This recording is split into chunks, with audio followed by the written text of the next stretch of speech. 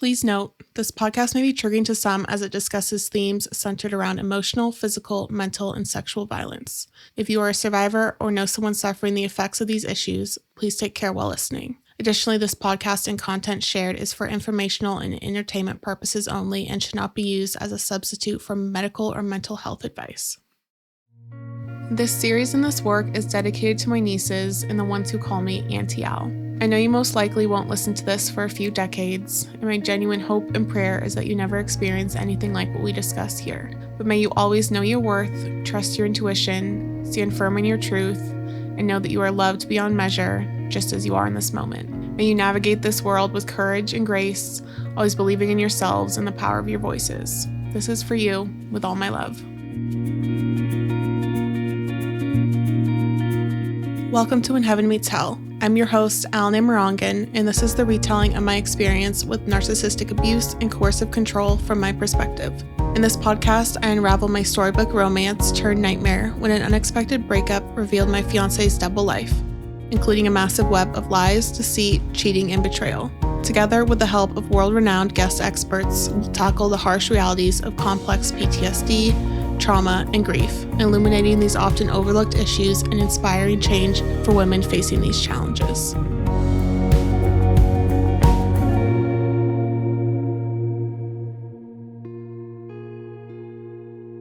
Episode 1. This is something that I have sat down multiple times to record, to re-record, to work on, and I can say that every time I do it, it never gets easier preparing to share what I am going to share in this series. I think all survivors can agree on the fact that you never think that this is going to be you.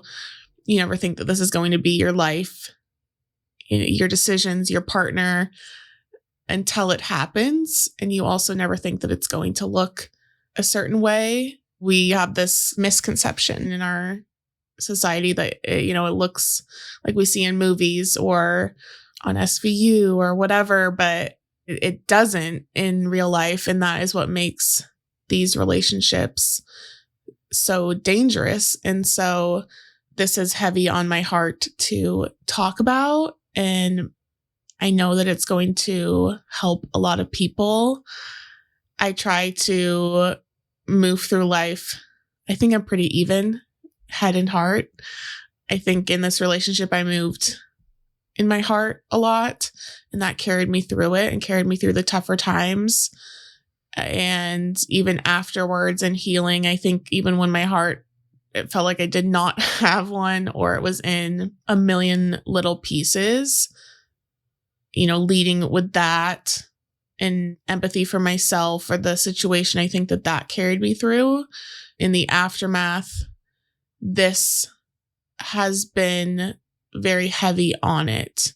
What I mean by this is this conversation of intimate partner violence and narcissistic abuse and wanting to raise awareness for breaking cycles of abuse and challenging stigmas and advocating for awareness and support. And so I'm moving forward and moving through it with my heart. My head is saying, we don't talk about these things, but I know that this is going to open up conversations and hopefully help others. When Heaven Meets Hell really is, for me, it's really this suspended state of being disoriented and not knowing which way is up and down and who's good and who's bad and what's right and what's wrong. The roller coaster and the vortex that you get sucked into in these relationships is so intense and so isolating. And then the aftermath of not knowing what is going on and who you even are when you're facing the betrayal of coming out of these experiences. This is really about that blinding, dangerous, fiery deceit that happens and the ripple effect that comes from these events and what that looks like. So this is When Heaven Meets Hell. It was created with the goal of helping other women to not slip into the predatory traps of partnerships with narcissism or personality disorders, oftentimes resulting in the spectrum of physical, mental, and emotional abuse. The statistics remain that 1 in 3 women have or will experience some form of intimate partner violence in their lifetime, yet 60 to 90% of these will never go reported to law enforcement, meaning the cycle continues. This is a statistic that I want to hold space for. This has been a big driving force for me. I can sit here and say that I know what the 1 in 3 looks like in my life.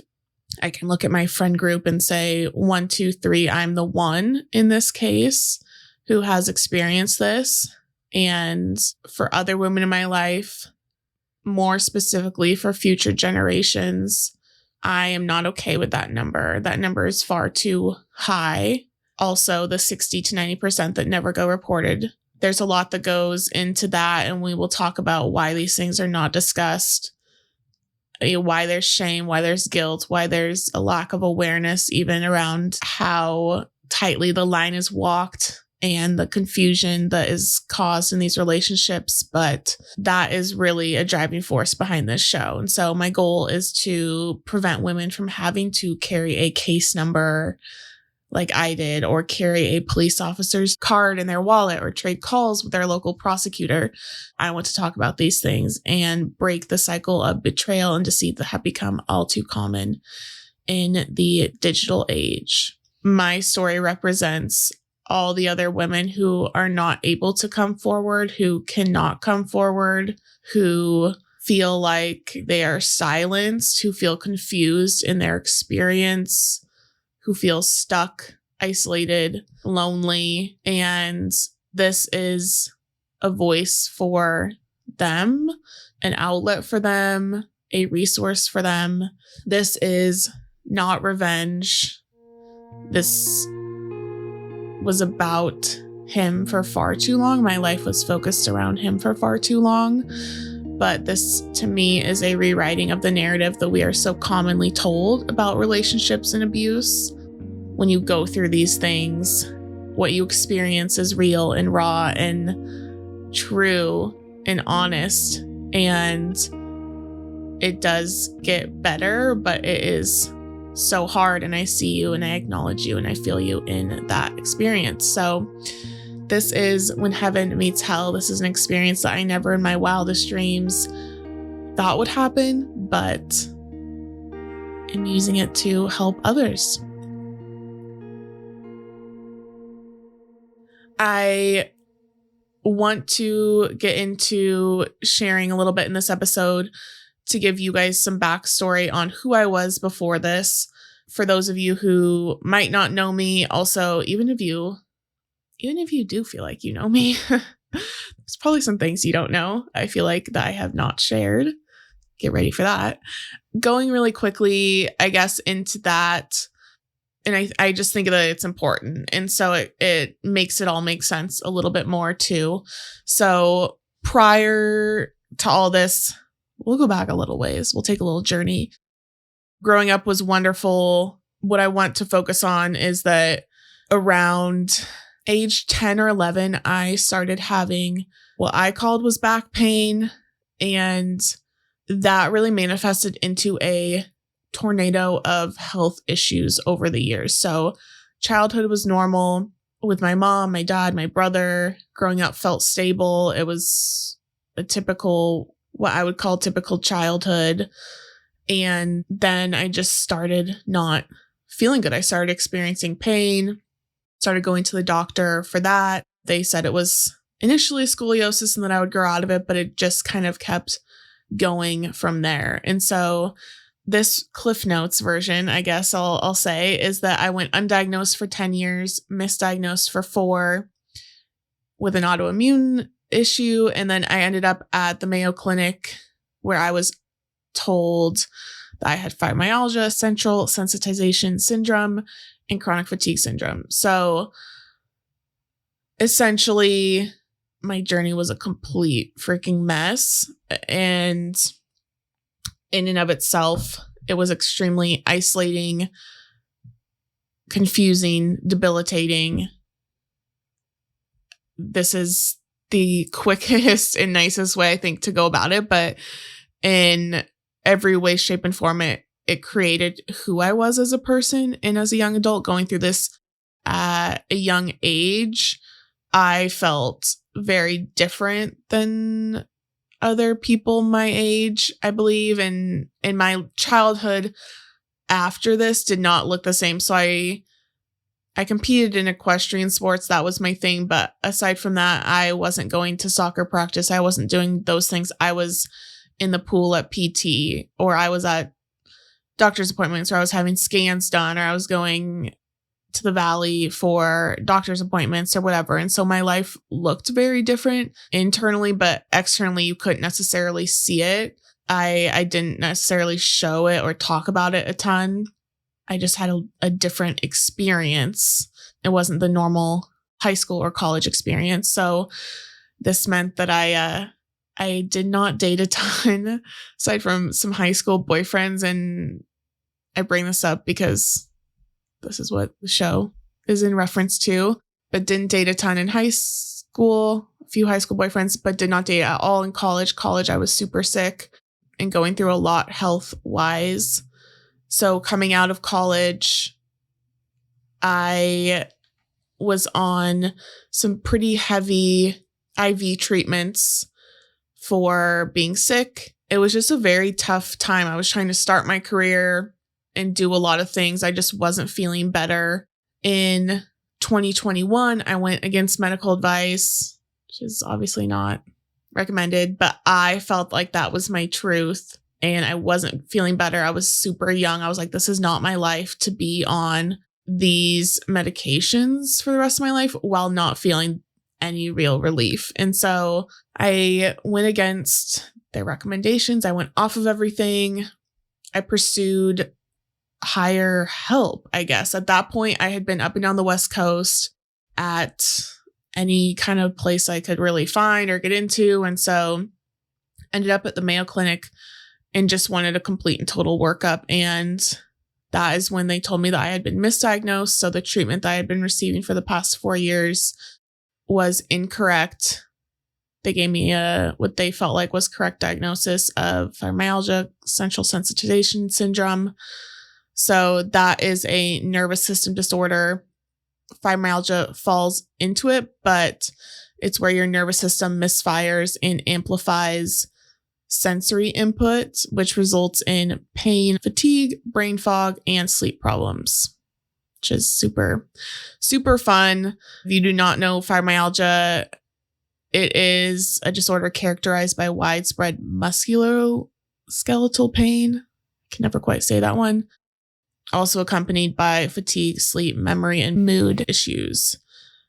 Symptoms can begin after an event such as physical trauma, surgery, infection, or significant psychological stress. So there's a lot to unpack there, and I say those both for specific reasons. Essentially, though, my pain was everywhere. I would describe it as being deep in my bones. It was this, and still is, I'm still experiencing it. It's getting more managed, I think, but it's something that you can't get away from. A massage helps to relax me, but it never gets rid of the pain. I do want to be touched. I don't want to be touched.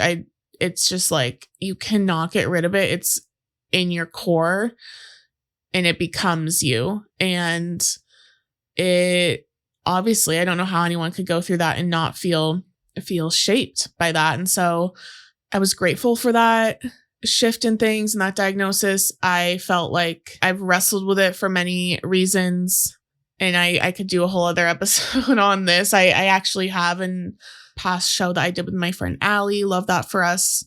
I can link that in the show notes. I did a full episode just on my health journey, but I ended up going back to Mayo Clinic and spent a lot of time there.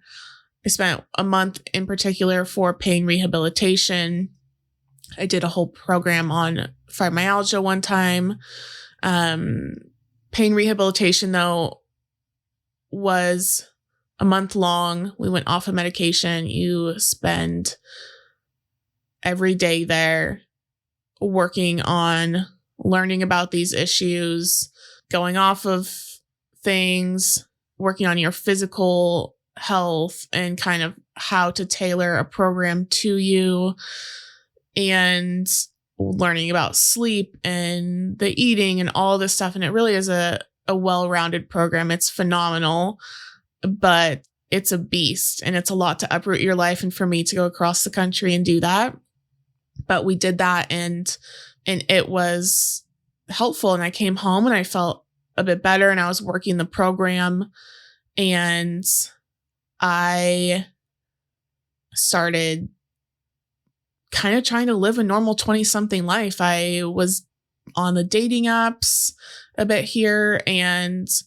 I was working on my business. I had started chronic illness coaching a few years prior and I was working on that and I felt good. I always, though, I think felt like there was something missing, like there was another puzzle piece. And this was a year later in 2023. So I'd been working the program for a year off of most medications, which was great and a big win after spending your life being thrown everything. I felt like a pharmacy and I would just take it all. You know, we were careful and cautious about things, but at the same time, I took a lot. And so being off of things was very helpful for me.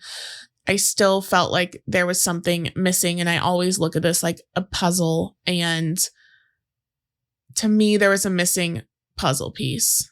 There always has been. And so 2023, my therapist, I'd been with someone who was focused on people with chronic pain or chronic health issues. You could say I'd been with her for 10 years off and on. Essentially, when they didn't know what to do with me at 18, they said, we think you should go see her. And so I went and I had been seeing her off and on for 10 years. And she was wonderful. She was going to retire. And she said, do you want a referral to someone or do you want to be done? You've done a ton of work. You can be done. And I said, I really am curious about EMDR. If you don't know, that's eye movement desensitization, reprocessing. It is a psychotherapy technique designed to relieve the stress associated with disturbing or traumatic memories.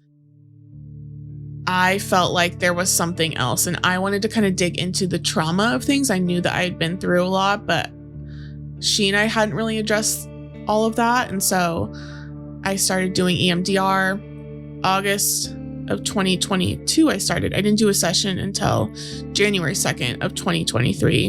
And that is when I recalled a memory. And I always knew, like I said, that there was something there. And I couldn't fully access it. I couldn't fully figure it out. And I went to my therapist with this specific event in mind. And like I said, I started in August. We spent months and months and months just preparing and making sure that I even felt good enough to handle whatever was going to come my way, or like I could process what was going to come my way. And so, like I said, that we spent months just working on that. January 2nd is when we did our first session. So basically the lateral eye movements, if you've done it, you're either holding little buzzers in your hands and you're calling out colors, or you're looking at a light bar. The lateral eye movements, while you are focusing, so you're physically holding these things and verbally calling out cues while mentally recalling this memory. And so the lateral eye movements reduce the emotional charge of a memory so it can be discussed, digested, and essentially the goal is to strip it of its power to trigger anxiety and avoidance. So the memory never goes away, but your reaction, I guess, or feelings towards it lower or lessen is the goal. I know it's never going to go away. Therapy is not a magic wand. EMDR is not a magic wand, but it's really about lessening the heightened sensitivity towards that experience. And so we did a session on January 2nd. And Happy New Year to me. I recalled a repressed memory of being molested when I was 7. This happened in a doctor's appointment, a medical appointment. This is a experience that I always remembered. It stands out to me a ton, and for various reasons. Never did I really associate it with anything bad. I remember the day very specifically, but yeah, I guess I always had questions around it, and I came to her with this very specific memory, and right when we dropped into it, I remember it, and it connected so many dots. It made so many things make sense. And really it got locked down at age 7. Obviously, I didn't have the emotional ability to process it. So my body shut it down, and I disassociated, and I fragmented it, and my body stored it. And in my belief with this, and it's hard because you can't prove it, but there is very strong evidence. There's a lot of studies out there that prove a link between early childhood trauma and development of chronic illnesses. So for me, this is my truth. I feel like it has connected the dots on chronic illness. We see that childhood trauma can trigger emotional and physical reactions that increase the risk of developing autoimmune diseases, cardiovascular diseases, and other chronic illnesses. So essentially, this would have happened at age 7. I would have locked it down, didn't have the capacity to talk about it, to explain it, to process it, to understand. There were also a lot of factors in that appointment that made it very confusing. That was a very specific appointment, and what was going on in that appointment was very unique. And so I think that also muddied the waters as well. And so I would have locked it down. Fast forward a few years to 10, 11, my body can't handle it anymore. And the stress produces these health issues. And then it just snowballs from there. And it doesn't come out until I am 28 and ready and able to process it, I suppose. So that was the start of 2023. 2023 was a beast of a year. That was January. I was going through it. They say that when you're going through these things, you don't know time. And so you're processing it like it just happened. So even though this occurred to me physically when I was 7, I was going through it as though it just happened. And so it was a very dark time for me, the start of 2023. You're going through day to day like it's normal. You're still showing up for things. You're supposed to be living life. Also, how do you explain this to people? It's very odd, but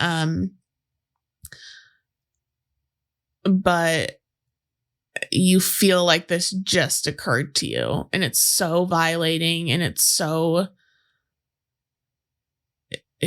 just awful is the only thing I can say. And so it was very hard. I spent so much time in therapy. I basically lived there. I processed through the anger, the grief on my own at home too.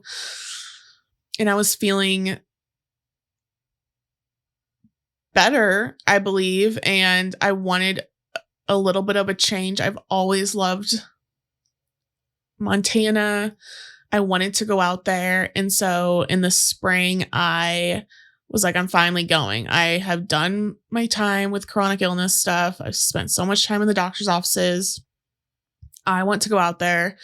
I could work remote. And so I went out there and was going to be house sitting for a month. And just enjoying and taking time and exploring. So I went out there in May of 2023. I felt like I had just kind of felt like I was feeling better and more grounded. And it was kind of a little reward to me to be able to be out there and enjoy and just have time. So what you will come to find throughout this series is that it looks a little bit different than a typical series in that this is not going to be solely standalone, either solo episodes or guest episodes.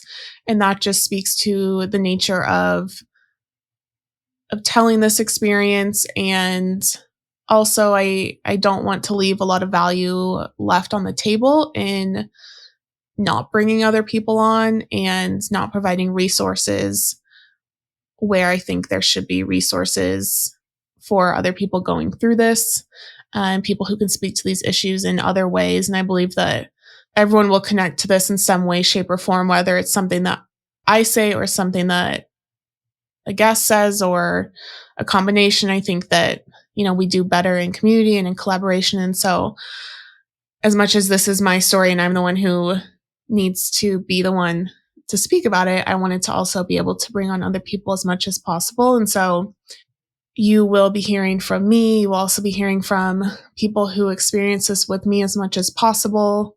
And what I mean by that, I don't mean to repeat myself, but there are some people who I wish could be present and also who wanted to be present in this series, but didn't necessarily feel fully comfortable doing that for safety or security reasons. So we're going to try our best to do this justice for them. And then you're also going to be hearing from some amazing world-renowned guest experts on these topics that we are facing later in the series. So I don't want to get too ahead of ourselves, but just give you guys a little idea of what's going on here.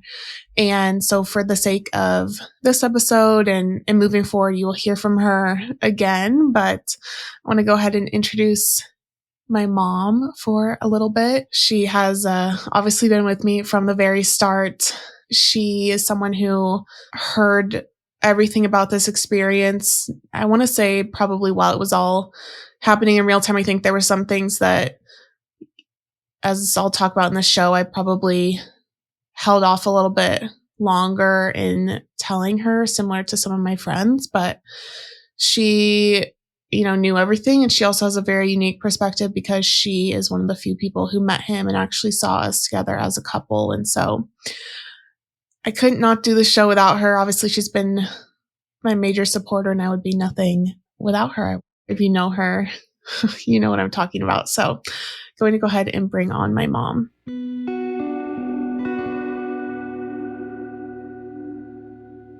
How would you describe me prior to this happening? Well, confident. You have done so much in your 20s to grow and learn about yourself and your health and your personality and how to optimize things and manage. So I feel like you're positive, you're both introspective and very happy and confident and enjoy other people, enjoy meeting new people. I felt like you had your antenna up pretty good. That doesn't mean anybody can get fooled and it's nobody, you did nothing wrong, but I feel like you had trusting, but cautious.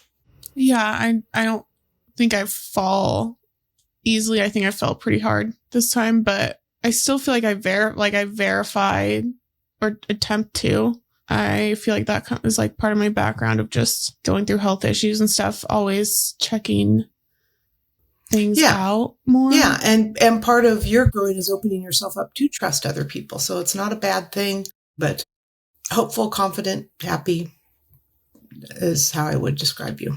What would you say now? I'm skipping ahead, but I'm curious now. You've come a long way. What I would say a few months ago and what I would say now are probably two different things. I think you were learning how to gain trust again and not let one really bad experience define your life because it's your life and you get to define it, not how somebody else's actions have defined you. That said, you had to work through it and you will we always work through stuff that are our biggest challenges in life. So the old trust but verify, I think will always be there with you, that you want to trust people, but it's okay to ask questions and make yourself feel comfortable that they are who they say they are and that sort of thing. But I feel like you're just kind of coming out of it. I'm just really proud of the work that you're doing to get back your feet back on the ground, to define your life the way you want it, not to let somebody else define your life. Newsflash, what you hear on this podcast is just the beginning. There's a whole world of powerful conversations waiting to be explored. Conversations that are redefining how we talk about narcissistic abuse, intimate partner violence, and mental health. Whether you're on a journey to reclaim your power and heal from trauma, seeking to educate yourself on issues dubbed the public health crisis of our time, or simply looking to engage in meaningful discussions, this is the place for you. Don't miss out on exclusive content, behind-the-scenes insights, and powerful resources. Join my email list to get the latest updates on episodes, expert tips, and special offers delivered straight to your inbox. No spam. Sign up today and become part of a community dedicated to healing, empowerment, and living authentically. Together we can break the cycles and create a lasting change, but it takes a community. Find the sign-up link in the show notes or in my Instagram bio at allyn.amerongen. If you run into any issues, message me directly and I'll personally make sure you're all set.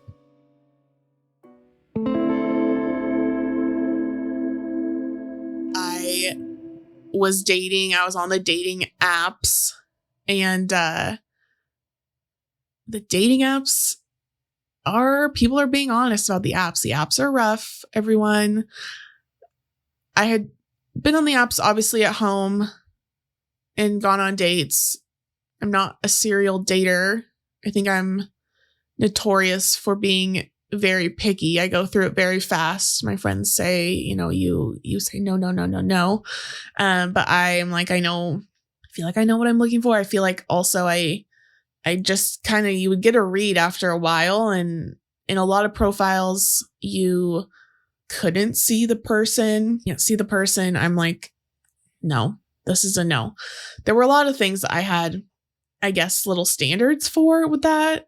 But I felt like in general, the dating apps were hard. You couldn't see the person. They had a really bad profile. You would send a message, they wouldn't reply, or you would hear from them weeks later, or there would be such generic conversations like, I don't care what your favorite color is, or I don't even know. They're so bad. My mind would block it out, obviously. Or they would have no intentions of meeting, or they would be in town for the weekend, which I would meet up with some people just like to meet people, I guess. But there were just really wild stories. Again, on my past show, Love That For Us, there were some wild stories on there. So go and listen to that if you want to be entertained, I guess. But it was a wild ride in general, but it was just rocky, and it was kind of like you never knew what you were going to get. I also felt like conversations became hypersexualized, or they would push you towards Snapchat, or all these things that were just like immediate no's for me. So again, I would go through people pretty fast or know what I was looking for. And so that was kind of my experience until then. So I had been in Montana. I was working, dating, not like crazy, but I had gone on some dates, and I was actually in the process of leaving. I had to come back home for a wedding, and I came across the profile and I swiped no, because it didn't meet my little standards. You couldn't see much. The bio didn't have much. And then the next day he came up again, and he had some new pictures, a few more things on there, and I swiped yes. The swipe that would change my life and ignite all of this. I swiped yes. I don't know how he came back up. I don't know the algorithms. I don't know any of that, but I understand more about how he operates and what he does with profiles, I suppose, but I still don't understand necessarily how that happened. But I swiped yes, and I matched him, and it was a lightning bolt. I was leaving town and I just started a conversation. I knew I wouldn't see him, but I messaged him and it was on Bumble. And so I had to message first. And I said something generic like, hey, how's your day going? And he messaged back and said, hey, dream woman. And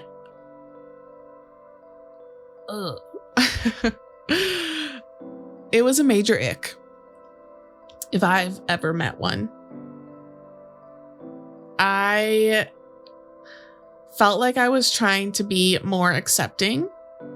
Obviously, I know that not that I go through people fast. I don't actually, go through them, but I feel like on dating apps, I would just say no a lot. And so I knew I'd go through people fast and I was trying to be more accepting. And so it was an ick, but I let it slide. And it was a micro moment of abandonment. And I will talk about this a lot where how different my life would be if I didn't let that slide. And there were a lot of these, and I can't knock myself for that.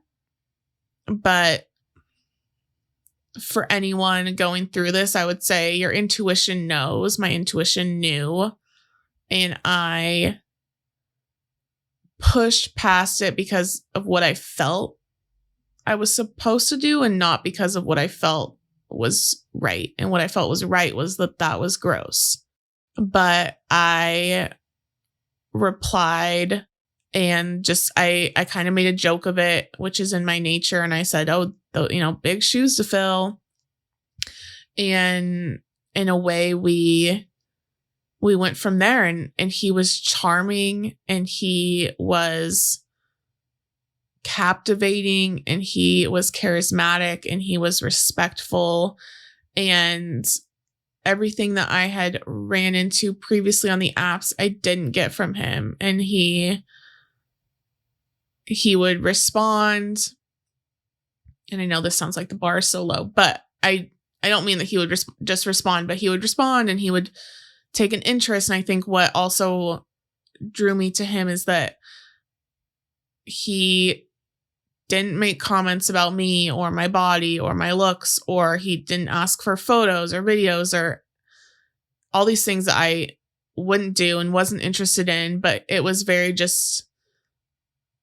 I felt like it was high road a lot of times. And so I obviously appreciated that.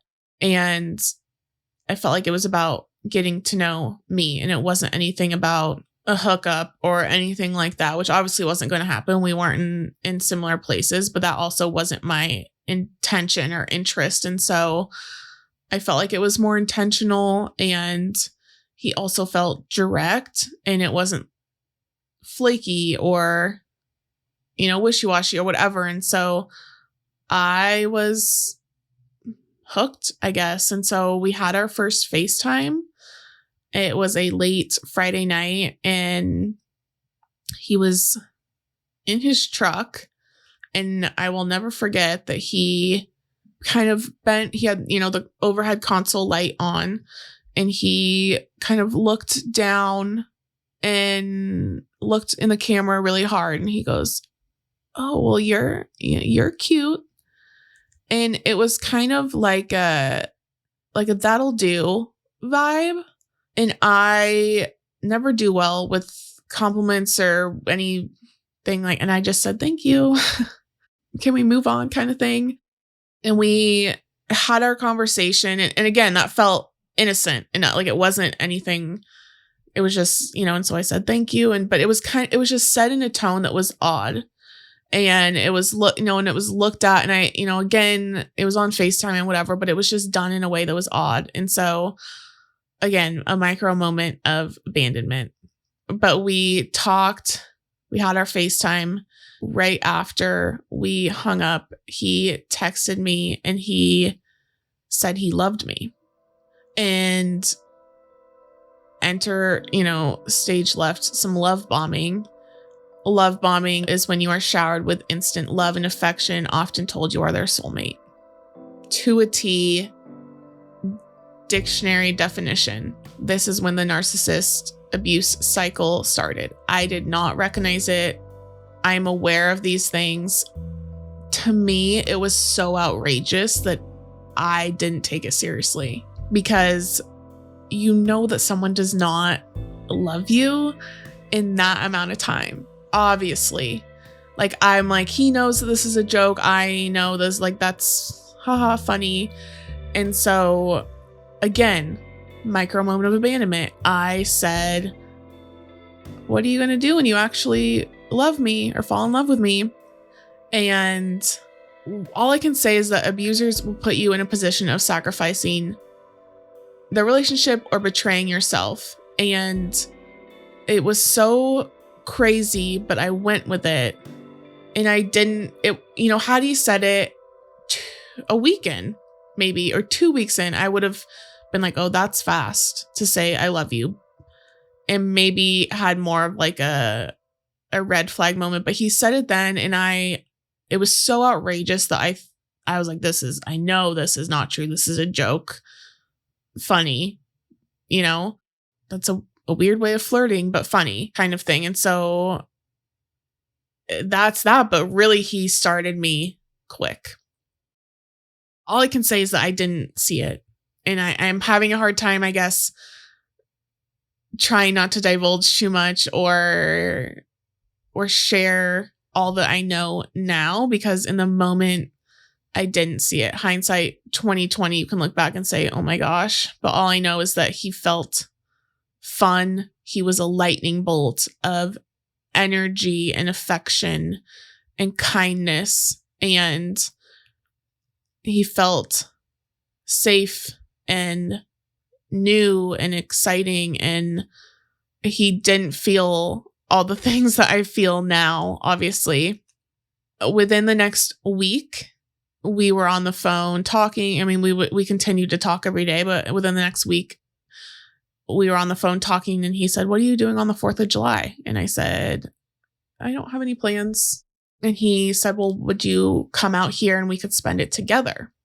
And I loved that. I love an adventure. I love that it was direct and that he actually had an intention of meeting up. I was excited to go back out there. I thought that the whole thing sounded great. It was someone who actually wanted to spend time together. And I said yes. And so I called him a day or two later when I was looking at flights and I was about to book one. And I said, hey, I just want to make sure that there aren't any red flags. And I don't think I worded it like that, but I said, and we had talked about some of my crazy past relationships or people that I dated, more specifically, I guess, and just weird stuff that had come up. And so I said, I'm just wondering, do you have any wives or weird hobbies or anything I should know about? And he said, there's no wives or weird hobbies. I have a past from a bad decision, but there's no kids, there's no fights or domestic stuff.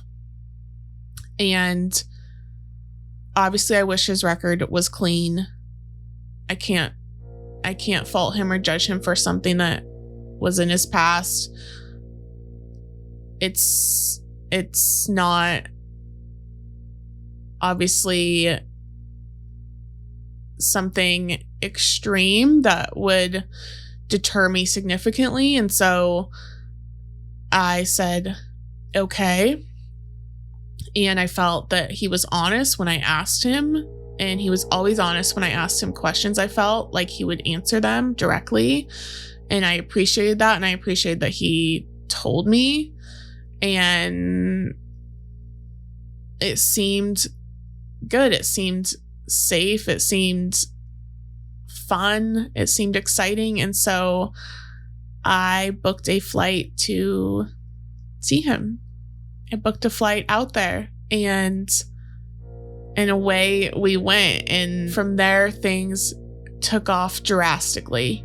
I was in the vortex and didn't even realize it. You can say the train had left the station, the roller coaster was going, but I booked a flight out to see him, and it would only continue to take off from there. I'm going to go ahead and leave it there for this week.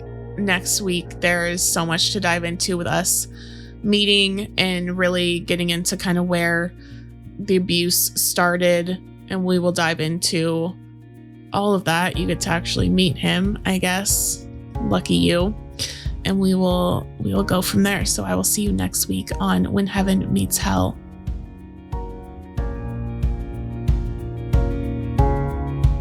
Thank you for tuning in to When Heaven Meets Hell, produced by me, Allyn Amerongen, and co-produced, edited, and scored by Brad Parsons at Train Sound Studio. Although less than 1% of podcasts address domestic violence and survivor advocacy, When Heaven Meets Hell strives to change that narrative by raising awareness and promoting vulnerable conversations. You can support our mission by making sure you subscribe on your preferred platform, leaving a review, and sharing the show with others. We are so deeply grateful, and we'll see you next time on When Heaven Meets Hell.